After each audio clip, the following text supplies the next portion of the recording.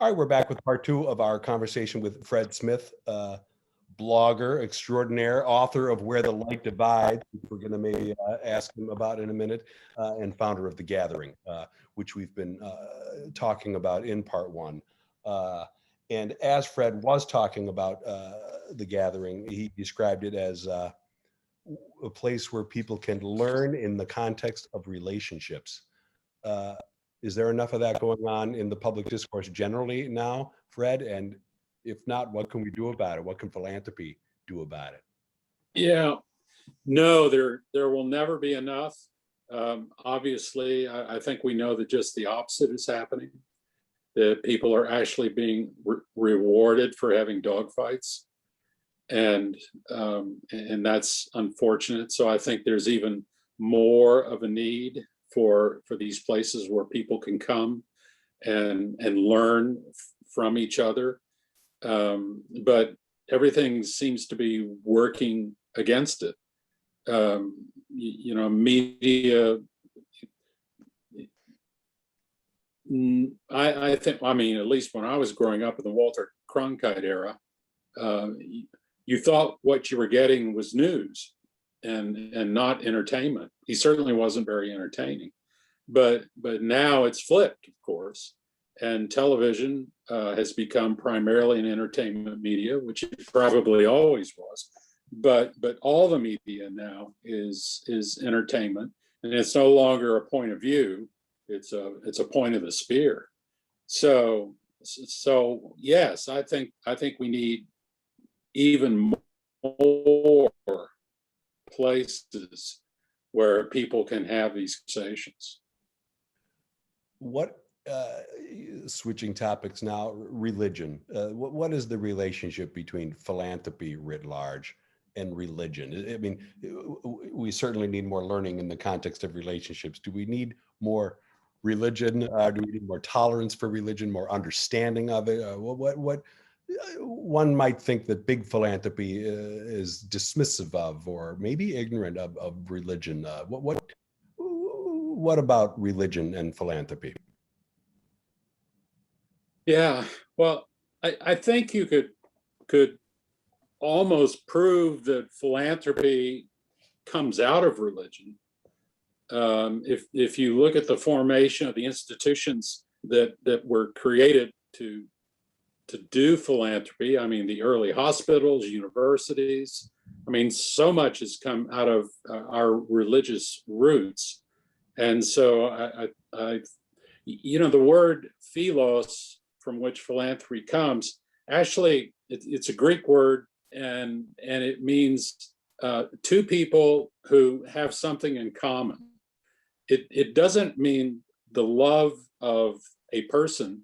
It means the having something in common that you both love. So one of my concerns about large philanthropy is it's almost impossible for large things to feel like they have something in common with the people that they're working with. And that's one of the advantages of religious philanthropy.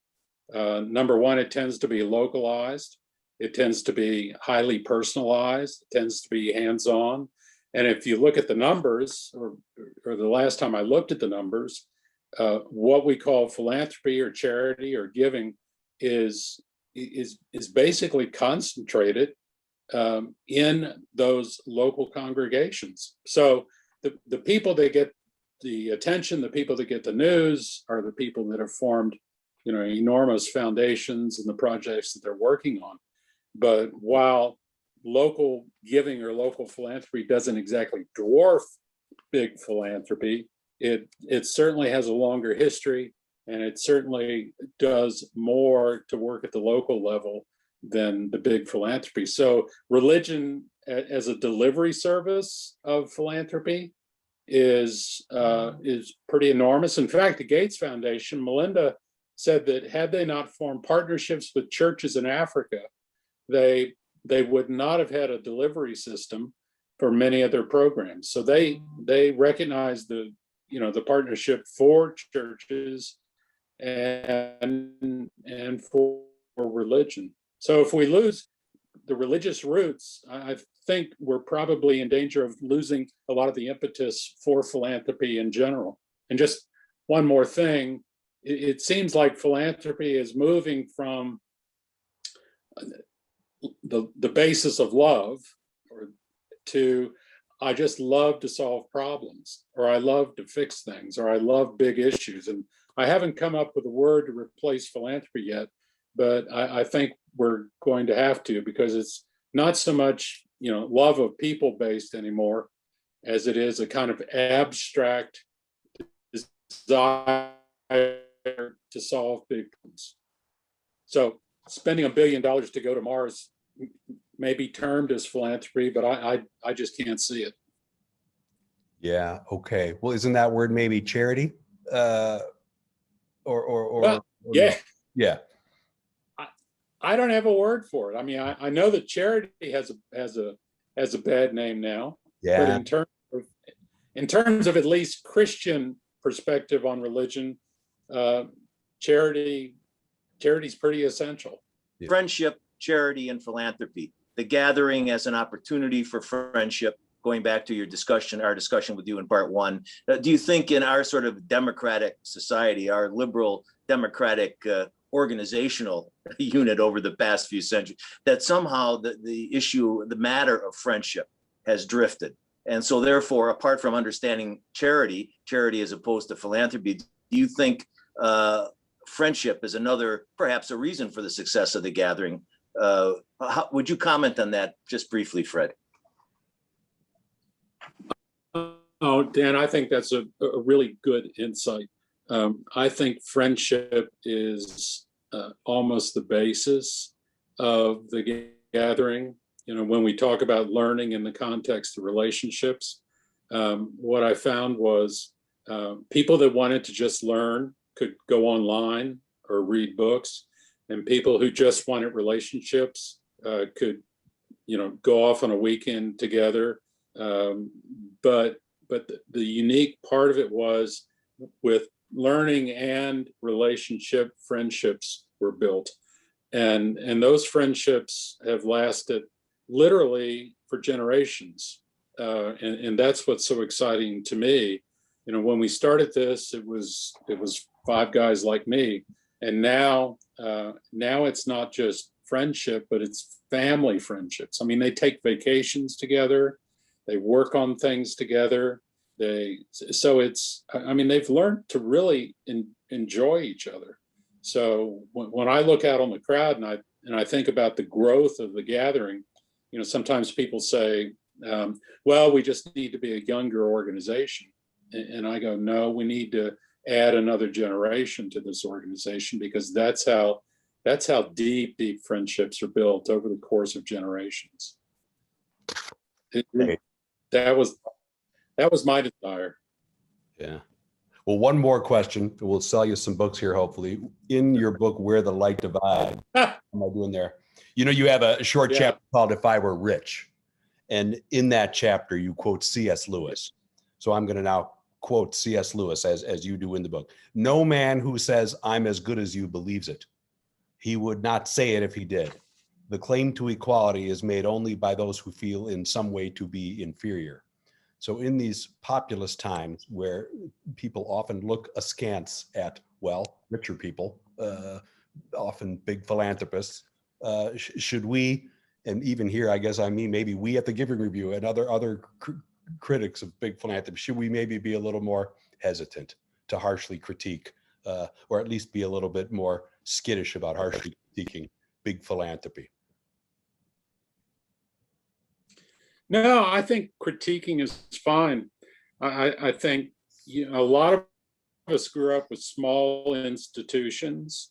We for instance, 70% of the people who attend a large church grew up in a small church. And one of the hardest transitions is getting used to the fact that this is now a big church. And I think the same is true of philanthropy.